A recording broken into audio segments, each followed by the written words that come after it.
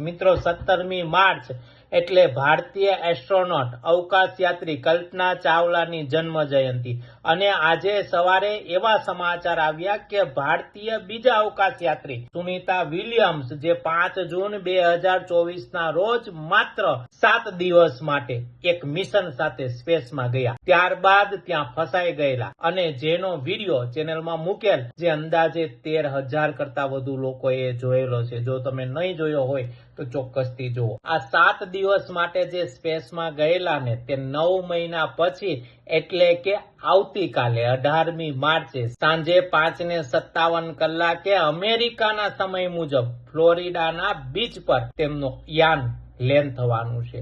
હા મિત્રો, સ્પેસ એક્સનું SpaceX crew Dragon craft vehicle જે બેસીને એમાં સુનિતા વિલિયમ્સ અને બુચ વિલ્મોરા આ 2 એસ્ટ્રોનોટ ફરી પૃથ્વી પર આવવાના છે. આશ્ચર્યની વાત તો એ છે કે તે 9 મહિના સુધી સ્પેસમાં રહ્યા. સામાન્ય રીતે 6 મહિના સુધી ઇન્ટરનેશનલ સ્પેસની અંદર અવકાશ યાત્રીઓ રહી શકતા હોય છે. ઘણી તકલીફો થશે કે પૃથ્વી પર આવશે ત્યારે, કેમ કે તે શૂન્ય ગુરુત્વાકર્ષણ માંથી આવે છે. તેમનું યોગદાન ઘણું છે જે હંમેશા આપણને યાદ રહેશે. તેમને ત્યાં જ નવું વર્ષ, તેમને ત્યાં જ દિવાળી અને તેમને ત્યાં જ અનેક ઉત્સવો પણ ઉજવી લીધા. સુનિતા વિલિયમ્સની કહાની છે, ફક્ત એક મિશન નથી, તે એક પ્રેરણા છે.